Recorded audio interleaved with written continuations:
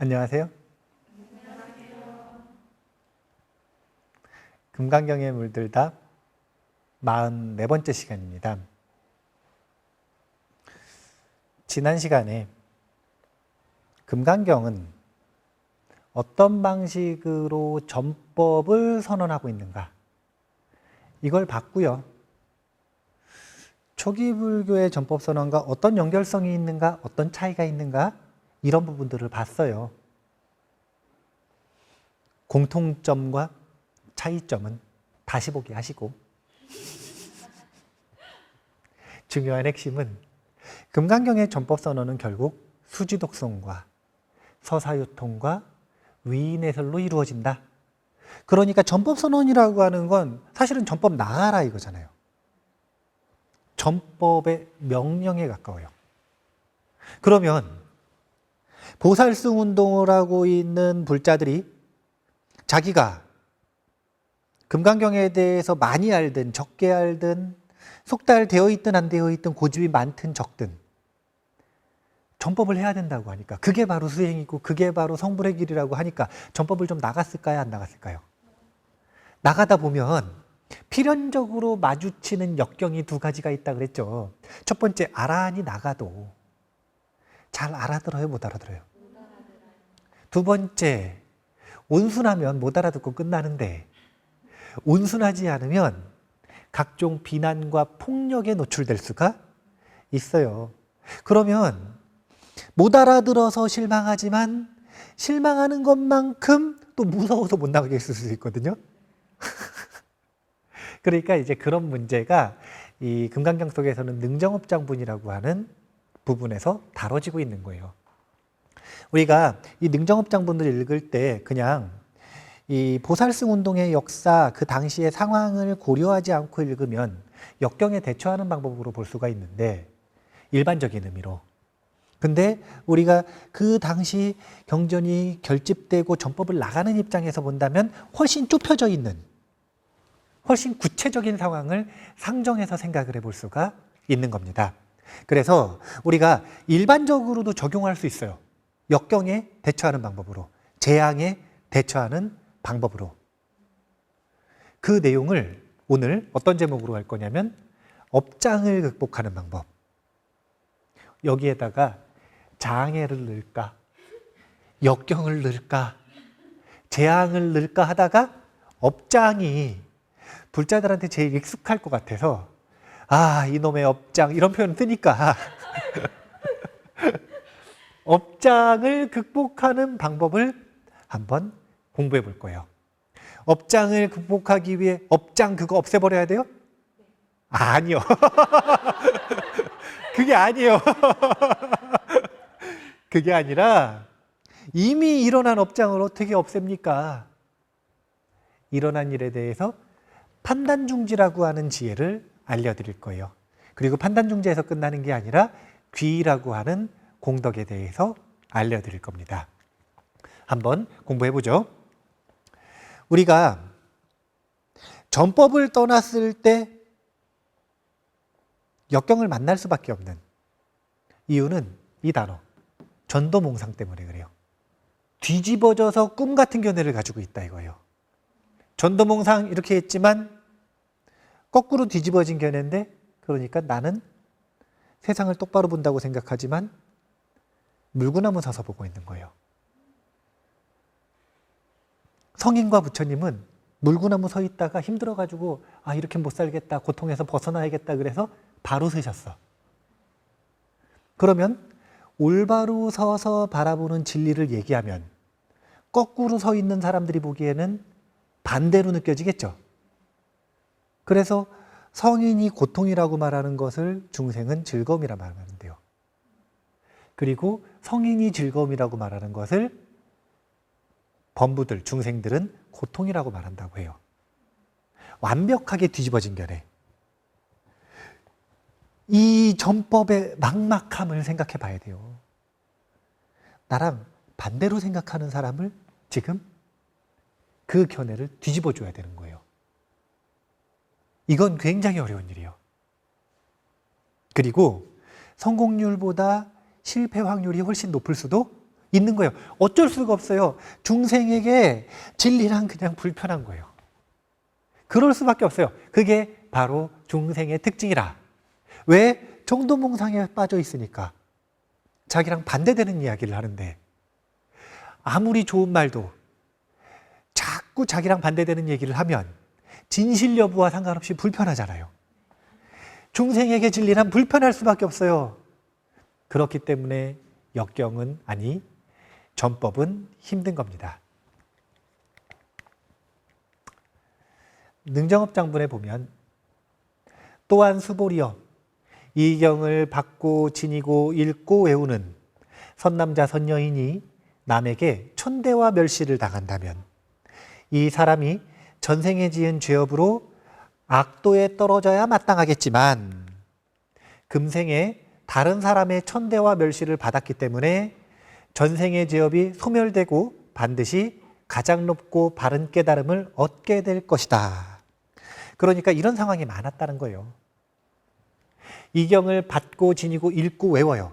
왜냐하면 생각해 보세요. 14분 넘어가고 있어요. 지금 중반 넘어가고 있어요. 지금 여기 능정업장분 16분이거든요. 전법선언이라고 제가 해당되는 내용이 15분이었어요.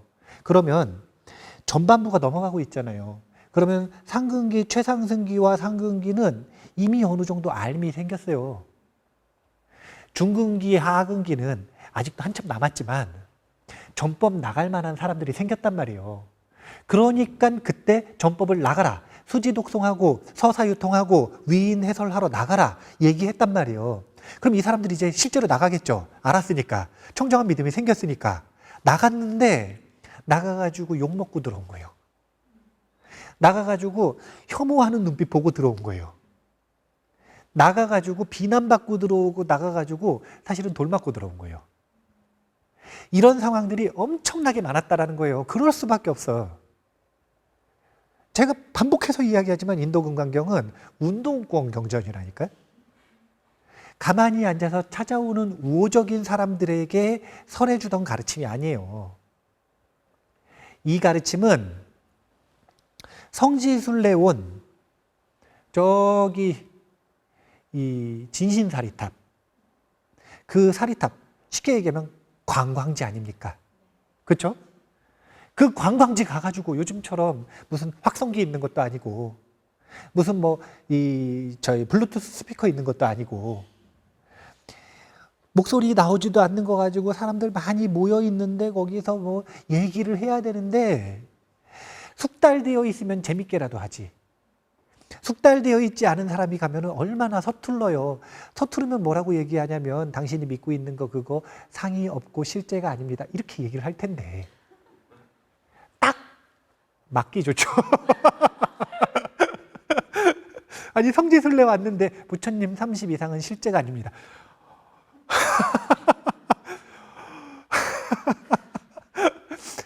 딱 비난받기 좋잖아요.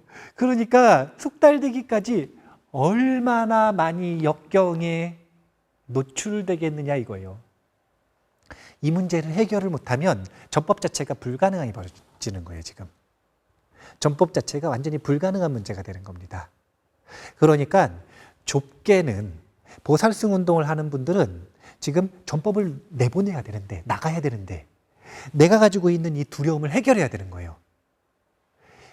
넓게 일상에 넓게 적용해 볼 때는 우리에게 어쩔 수 없이 찾아오는 역경들이 있는데 업의 장애들이 있는데 그걸 어떻게 극복할 것이냐 이거예요. 그걸 극복할 때는 이 재맥락화라고 하는 게 아주 중요해요.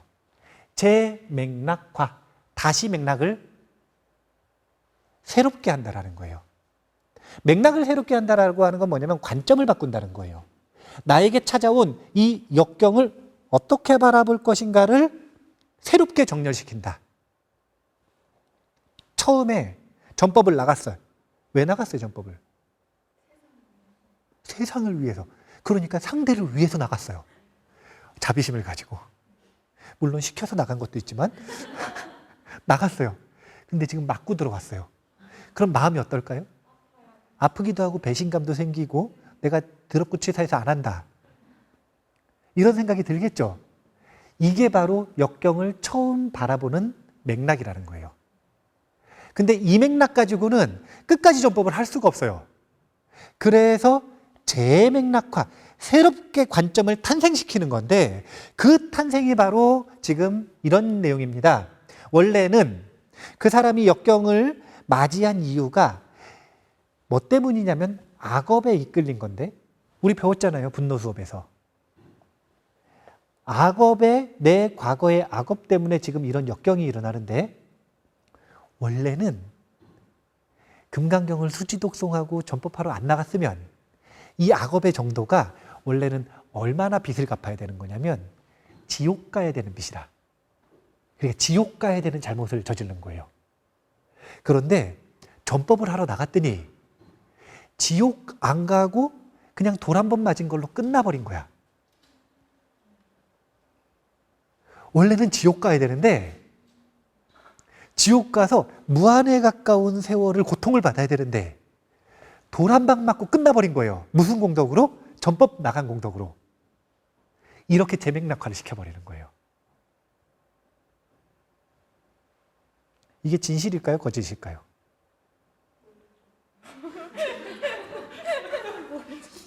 이건 진실이에요. 심리적으로 어떤 진실이냐면 우리가 지어놓은 그 모든 악업들 때문에 분명히 업의 장애, 역경과 재앙이 우리에게 끌려옵니다. 그러면 이 역경을 만났을 때 평소 하던 습관대로 반응을 해버리면 같이 지옥에 떨어져요. 그런데 이런 재맥락화를 통해서 아, 내가 원래 지옥에 가야 되는데 다리 하나 부러지고 말았구나.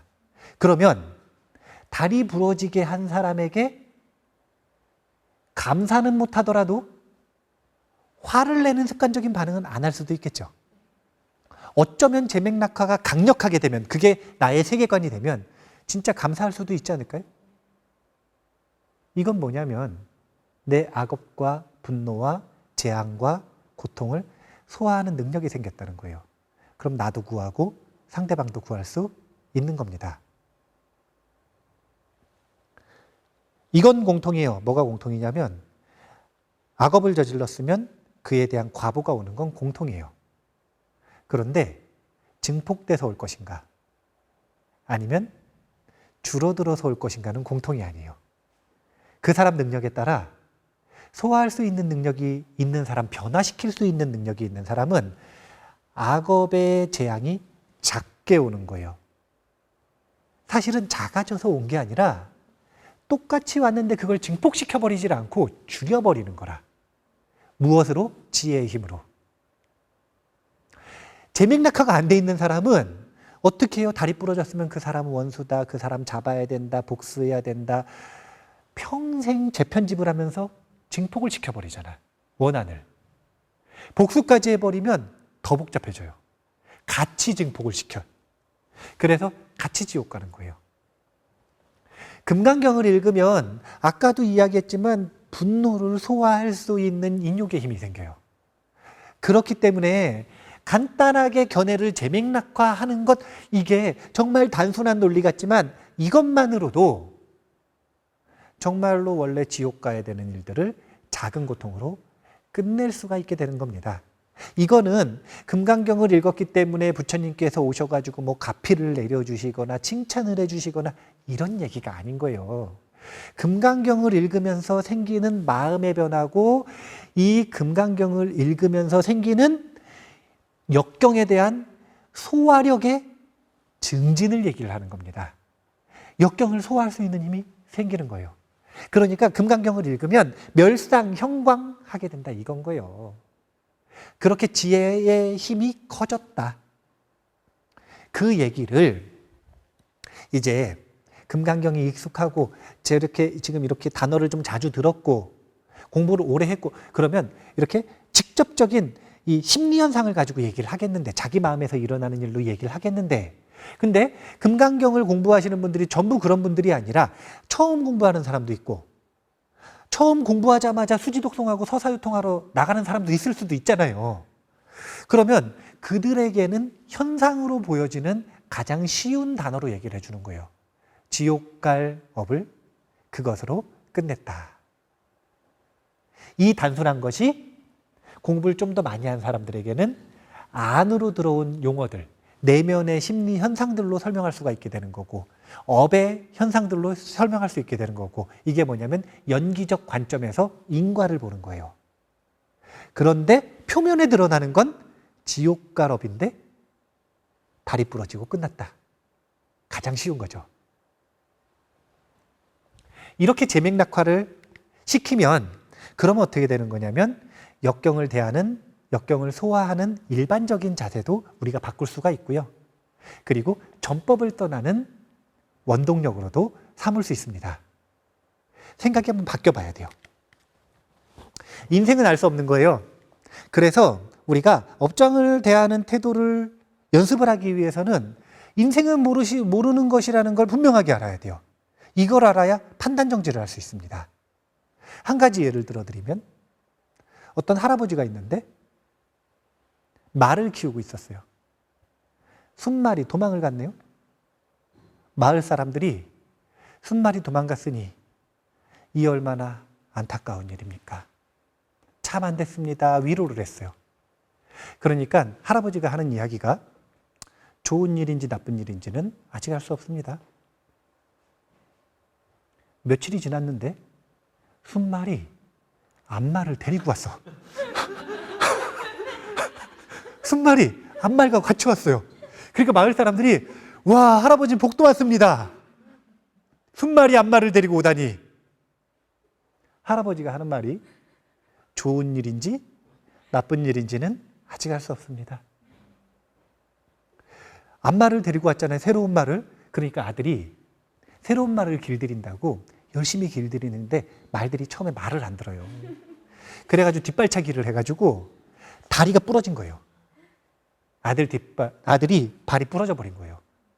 그러니까 사람들이 아이고 재앙이 들어왔네. 며칠 전에 좋다 그러더니 복덩이가 들어왔다 그러더니 아이고 재앙이 들어왔네. 할아버지 참 안 됐습니다. 할아버지가 또 이러는 거예요.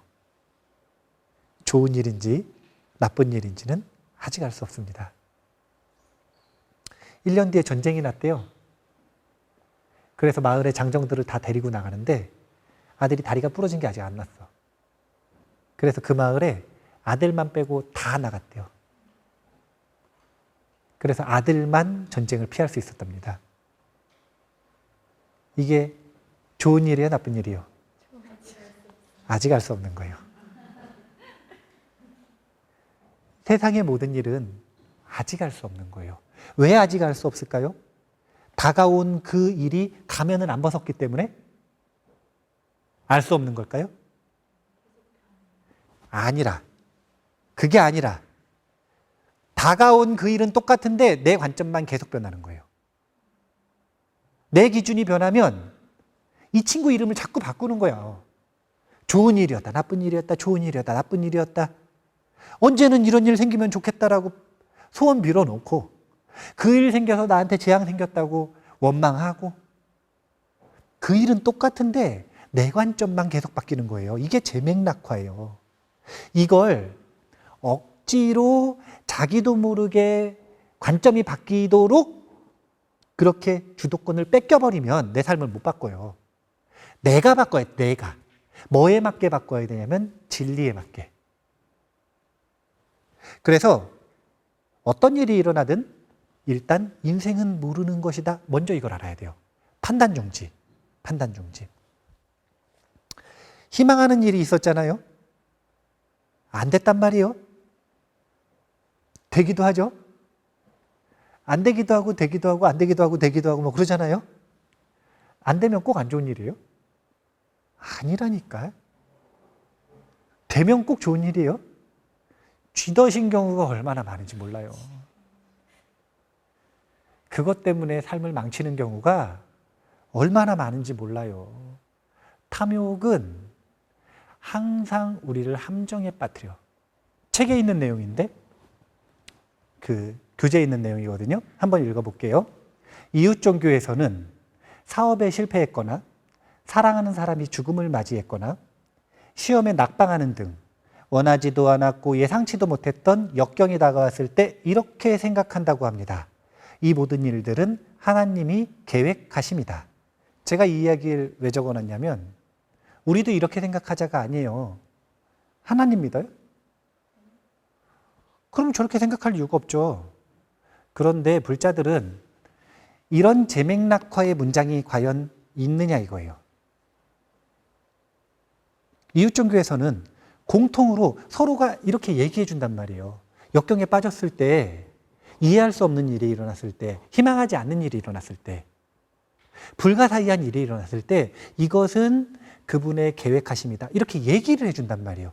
서로가 공유하고 있는 제맥락화의 비결입니다. 근데 불자들은 이렇게 공유하고 있는 언어가 있느냐 이거예요. 있어요? 이거는 역경을 대처하는 단체로서 그 소화력의 단체의 평균 수준을 높일 것인가 낮출 것인가의 문제인 거예요. 불자들 전체가 이런 문장 자체가 없으면, 이런 사상 자체가 없으면 이웃 종교에 비해서 역경을 소화시키는 능력이 떨어질 수밖에 없는 거예요. 왜냐하면 배운 적이 없으니까.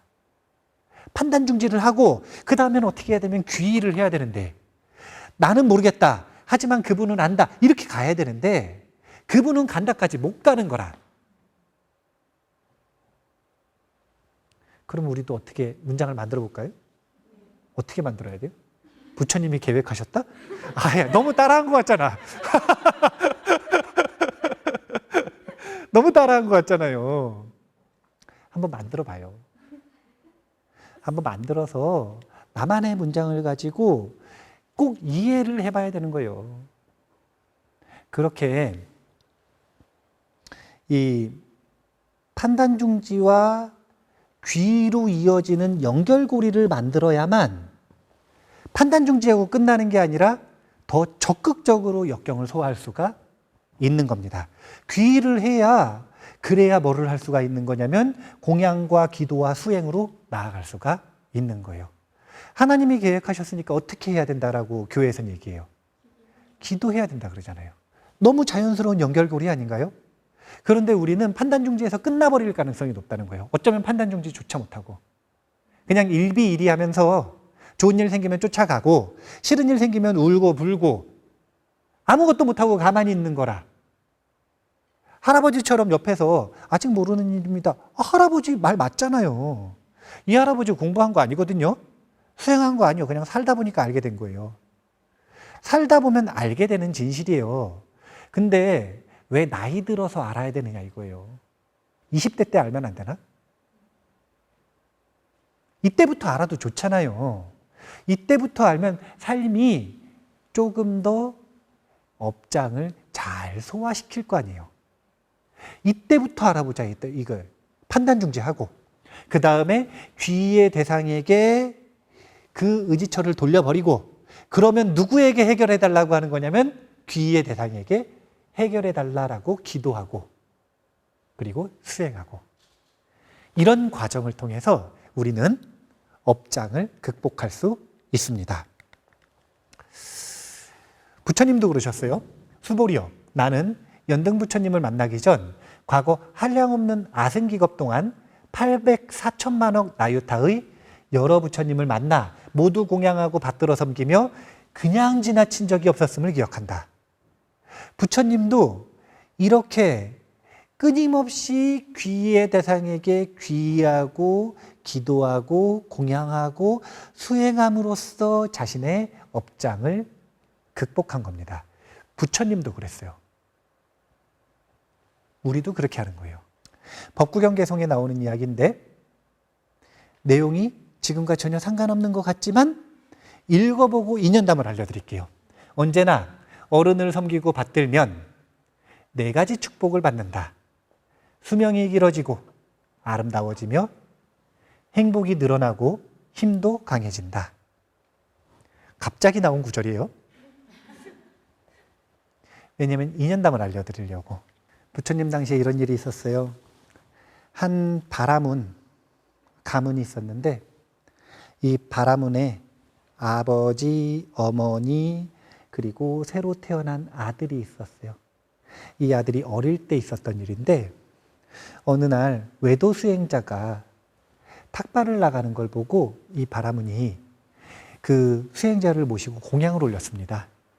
그러니까 외도 수행자가 축원을 해주시는데 뭐라고 하시냐면 아버지, 어머니라면 오래 사시오 이렇게 얘기했어요.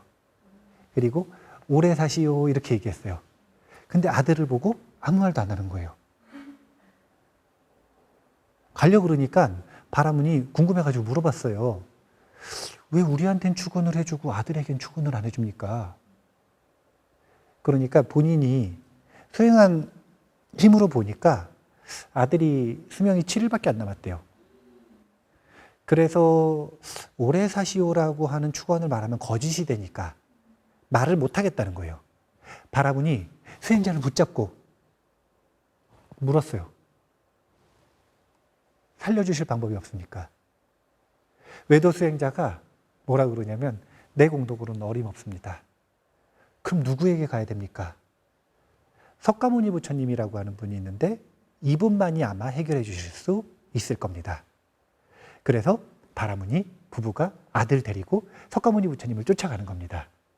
그래서 먼저 공양을 올렸어요. 역경이 있으면 귀와 공양이 먼저라 그랬잖아요. 그러니까 공양을 딱 올리니까 석가모니 부처님도 아버지 보고 오래 사시오. 어머니 보고 오래 사시오. 근데 아들 보고 가만히 계시는 거예요. 그러니까 이 바라문이 진짠가 보다. 전 보러 갔는데 둘이 똑같이 얘기하면 진짠가 보다 이럴 수 있잖아요. 지금까지 그런 입장이었을 수 있잖아요. 그러니까 진짠가 보다. 그래서 부처님께 자초지정을 얘기하면서 물었어요. 왜 안 해주십니까? 제가 바람은 다른 외도 수행자에게 이런 말을 들었습니다. 그러니까 석가모니 부처님은 조금 역시 더 달라요. 더 깊게 넓게 보시는 분이라 뭐라 그러시냐면 이유를 얘기하시는 거라. 이유를 쭉 얘기하셨는데 그 이유는 나중에 듣기로 하고 먼저 이런 이유 때문에 어떻게 해라 여기부터 해보죠. 그래서 7일밖에 수명이 안 남았는데 늘릴 수 있는 방법이 없습니까? 물어보니까 이렇게 해라 라고 이야기한 게 뭐냐면 일단 바라문은 본인의 마당, 집 마당에다가 천막을 치고 의자를 14개를 갖다 놔라. 그리고 비구 14분을 초청해서 공양을 올리고 그 가운데에 아들을 앉혀라. 그리고서 비구들에게 7일 밤낮으로 경전을 읽도록 요청을 드려라. 그러면 그의 수명은 늘어날 것이다. 왜 그랬냐면요. 이유가 한 야차가 있었는데 이제 야차는 귀신이라 야차가 있었는데 이 야차가 어떤 천신에게 7년 동안 열심히 공양을 올렸어요. 그 공덕으로 소년 하나를 합법적으로 잡아먹을 수 있는 권한을 얻은 거예요.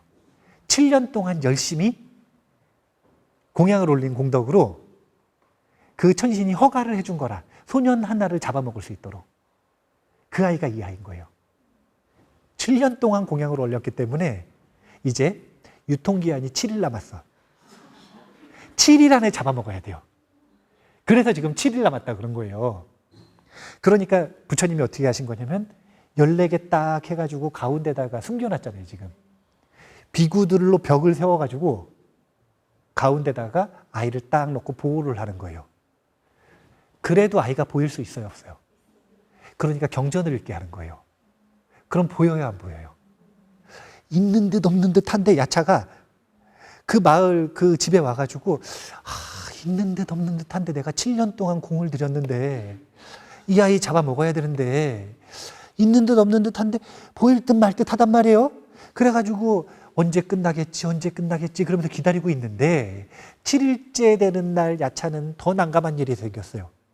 부처님이 직접 오셨어. 부처님이 직접 오시면 어떤 일이 벌어지냐면요. 부처님만 오셔요? 천신들이 따라와요? 천신들이 따라왔는데 천신들보다 자기가 지위가 높아요, 낮아요? 좌차가 밀리니까 점점 뒤로 밀리는 거라. 앉는데. 그래서 150km 바깥으로 밀려났대요. 천신들이 그만큼 많이 와가지고 150km 바깥으로 야차가 밀려나가지고 아이가 보이기는커녕 집도 안 보여. 그래서 7일이 딱 지나가 버리니까 이제 고난이 사라진 거예요. 그래서 그 아이는 야차한테 잡아먹혀서 죽음을 맞이할 운명을 벗은 겁니다. 7일이 딱 끝나고 기도가 끝난 다음에 이제 공양을 딱 올리고 나서 이 부처님께서 축원을 해주시잖아요. 오래 사시오. 오래 사시오. 너도 오래 살아라. 그러니까 부모님이 너무 기뻐가지고 또 물어봤어요. 부처님, 우리 아들이 수명이 길어졌나요? 그러니까 120살까지 살 것이다. 그래서 정말로 120살을 살았대요. 우리가 불자라면 공통의 역경을 대하는 대응 방법이 있어야 되는 거예요. 첫 번째는 어떻게 한다? 반야의 지혜로서 정해진 건 없으니까, 정해진 상은 없으니까 어떻게 한다? 판단 중지. 이것이 좋은 일인지 나쁜 일인지는 아직 알 수 없다. 스스로에게 말하란 말이에요. 두 번째, 그러면 이것이 좋은 일인지 나쁜 일인지를 결정하고 영향을 미칠 수 있는 건 물론 나도 있지만 불보살님께 귀의하는 것이 좋다라고 하는 걸 기억을 해야 된단 말이에요. 그럼 어떻게 하느냐? 공양 올려야죠. 공양을 올려야죠. 그리고 스스로도 기도하고 수행한다. 이런 방식으로 역경을 극복하는 반복적인 연습을 해야 됩니다. 그러다 보면 불자들이 서로 공유하는 저런 문장들이 생기는 거예요. 아까 하나님의 계획하십니다. 나는 이런 단어를 들을 때마다 부러워요. 왜 불자들은 이런 단어가 없을까? 왜 불자들은 너도 나도 인정하는 이런 문장이 없을까? 안타까운 일이에요. 우리가 역경이 왔을 때 지장정 가서 울지 말고, 맨날 지장정 가서 막 울고 막 그러지 말고, 그렇게 하지 말고 부처님께 찾아가서 부처님께 의지하고 공양 올리고 공덕을 짓고 스스로 정신 좀 차리면 기도도 하고 수행도 하고, 이렇게 자존감 높은 종교로서의 그런 태도를 보여야죠. 아니, 우리가 원죄 지은 이 불쌍한 존재들도 아니고, 원죄 지었고, 어차피 태생적으로 그런 죄와 악에 물들어 있다면, 그러면은 가가지고 울고 불고 해야겠죠. 그게 어울리죠. 그런데 본성이 맑고 불성을 가지고 있고 이미 부처님이라고 말을 하면서 왜 역경을 대하는 태도는 그렇게 자존감이 낮은가? 이걸 스스로에게 물어봐야 돼요. 정말 간단한 이유라 몰라서 그래요. 이제 배웠으니까 배운 대로 실천해보자. 그래서 제가 제안을 해드리는 방법은, 우리는 금강경을 공부하잖아요. 그럼 어떻게 해야 돼요? 역경이 오면 어떻게 한다? 첫 번째, 판단중지. 판단중지. 두 번째, 귀의를 해야 되는데 누구에게 귀의해야 됩니까? 네, 부처님의 가르침, 그 중에서도 금강경에 귀의를 해버리셔. 하나의 방법으로 해야 습관이 금방 되니까. 그리고 공양을 올리고 기도와 수행을 하는데 한 일주일 동안 500독 정도는 해야지. 7일 500독. 한 일주일 동안 한 500독 정도는 하는 거예요. 내가 뭔가 해결 안 되는 문제가 있다. 내가 업의 장애를 만난 것 같다. 그럼 시간 좀 내서 일주일 동안 밥 먹고 금강경만 읽으면 한 500독은 읽을 수 있어요. 한 번 해보라니까요. 한 번 해봐서 안 되면 어떻게 하면 돼요? 2번 해야지. 2번 해봐서 안 되면 어떻게 하면 돼요? 3번 해야지. 3번 해봐서 안 되면요? 아니요. 4번 하고 5번을 하세요. 그럼 어떻게 되냐면, 생각을 해보세요. 그런 역경이 찾아온 게 누구 업장 때문이에요? 내가 가만히만 있어도 웬만하면 해결돼. 저거 읽느냐고? 내가 가만히만 있어도 웬만한 건 다 해결돼요. 나만 없어져 주면 그 상황 속에서 내 업장 때문에 이런 일이 벌어졌잖아요. 그럼 나만 빠져주면 사실은 풀리기 시작하는 거예요. 금강경의 공덕이 많고 적고 이런 걸 따질 필요도 없이 그건 플러스 알파, 부가적인 문제고 내가 기도하고 수행하는 동안 마음 편하게 빠져주는 것만으로도 사실은 문제가 해결된다. 거기에 더해서 금강경의 공덕은 불가사의하니까 헤아릴 수 없고 생각할 수 없으니까 이 금강경을 읽고 수지독송하고 수행하는 동안 이 생기는 공덕으로 문제가 해결될 것이다. 한 법우님이 동생이 가족이 좀 아프대요. 정신적으로. 그래서 내가 봤는데 딱 보니까 약간 이 영가장애가 있는 것 같아요. 그 가족이. 그래서 좀 위험해 보이더라고요. 그래서 그렇게 안 보이는 존재에 대한 문제가 있을 때, 그러니까 차라리 정신병이면, 정신적인 문제가 있으면 정신병원에 입원을 시키면 되거든요. 그러면 좀 괜찮아져요. 근본적으로는 치료가 어려워도 위기를 넘길 수가 있어. 물론 요즘에는 정신병원이 만석이라 한 6개월 기다려야 된다 그러대요. 코로나 블루 때문에. 근데 차라리 정신병이면 상관이 없는데 이런 안 보이는 존재 영가장애 같은 경우에는 좀 문제가 있어요. 어떤 문제가 있냐면 해결이 어려운 거지. 가족이나 친지들이 다룰 수가 없으니까. 근데 그렇다 그래가지고 부처님 당시처럼 사실은 아까 그 아이가 야차 때문에 생긴 문제면 영가장애잖아요. 요즘 우리말로 치면. 근데 생각해 보세요. 어느 절에 스님 14분 보내주세요 이렇게 말할 수 있는 절 있어요? 스님 14분이 별로 없어.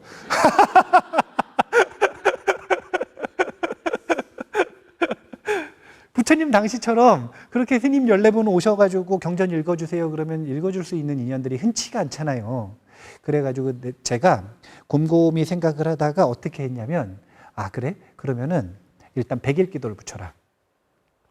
우리 절에도 백일기도 올리지만 우리 절뿐만이 아니라 인연되는 곳에 백일기도를 올려라. 그러니까 3군데 정도를 올렸다 그러더라고요. 근데 제가 아는 도반 스님한테 공양을 올리고 백일기도를 붙였는데 그날 이 스님이 밤에 꿈을 꾼 거예요. 남자 영가 셋이 어떤 사람 하나를 쫓아다니는 꿈을 꾼 거예요. 기도를 딱 올리고 나서. 그래서 저한테 전화가 왔어. 그 사람 위험한 것 같다. 진짜로 영가 장애가 있는 것 같다. 얘 그거 누구라고 내가 관련된 누구라고.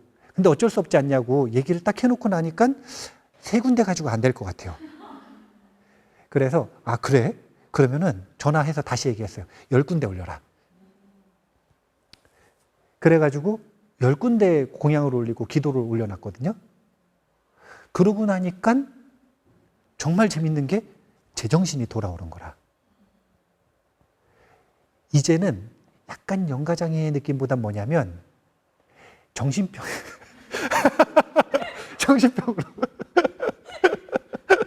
돌아온 거예요. 근데 이거 엄청난 차이예요. 왜냐하면 헛게 안 보이는 것만 해도 자꾸 자기를 쫓아오는 영가가 안 보이는 것만 해도 이 사람은 훨씬 살만한 거예요.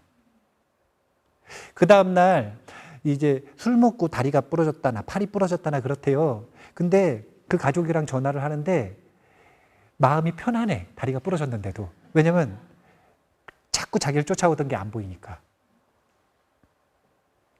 항상 방법은 간단한 거라니까요. 일단 판단 중지를 해야 돼요. 이래야 어떻게 할 수 있냐면 대처 방안을 생각할 수 있으니까. 판단 중지를 하는 건 다른 이유 때문이 아니라 이게 무조건 좋아 보이면 대처를 못해요. 이게 무조건 나빠 보이면 대처를 못해요. 좋은 일인지 아닌지 아직 결정 안 됐다는 걸 분명하게 알아야 돼요. 그러면 좋은 일로 바꾸고 소화시키기 위해 귀 대상에게 방법을 묻고 그 다음에 공양 올리고 기도하고 수행하는 것. 누구나 영가장애가 있는 건 아니잖아요. 영가장애처럼 큰 문제가 있는 건 아니잖아요. 목숨이 걸려 있는. 그런 거 말고라도 시험에 떨어졌다든지 아니면 자꾸 남자친구가 헤어지자고 한다든지 안 헤어지고 싶은데 아니면 돈 벌고 싶은데 자꾸 돈을 까먹는다든지 아니면 아들이 공부 좀 했으면 좋겠는데 안 한다든지 기타 등등 내 마음을 뭔가 자꾸 건드는 역경들이 있을 수가 있단 말이에요. 그런 역경이 있을 때 항상 하나의 일관된 구조로서 이 문제를 해결해 보자. 이게 오늘의 주제인 거예요.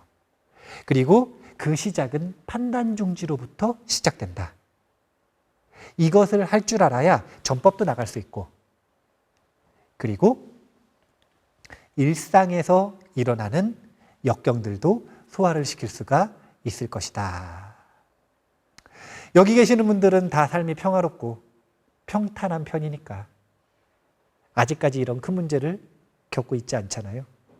근데 제가 만행을 다녀보니까 진짜 큰 문제 겪는 분들 많더라고요. 그런 분들에게는 배부른 소리 7일 500독 하시오 이렇게 말을 못 하겠더라고요. 긴급하니까. 그런 역경이 아예 오지 않도록 평소에 금강경, 수지독송 잘하시고 그럼에도 불구하고 역경이 온다면 역시나 금강경 수행에 해답을 묻는 그런 마음의 습관을 꼭 들여봤으면 좋겠습니다. 이렇게 할 때 원수를 우리가 은혜로서 소화시킬 수 있는 마음의 힘이 생기는 것이다 라는 걸 기억을 하세요. 자, 그러면 오늘 이만 마치겠습니다. 감사합니다.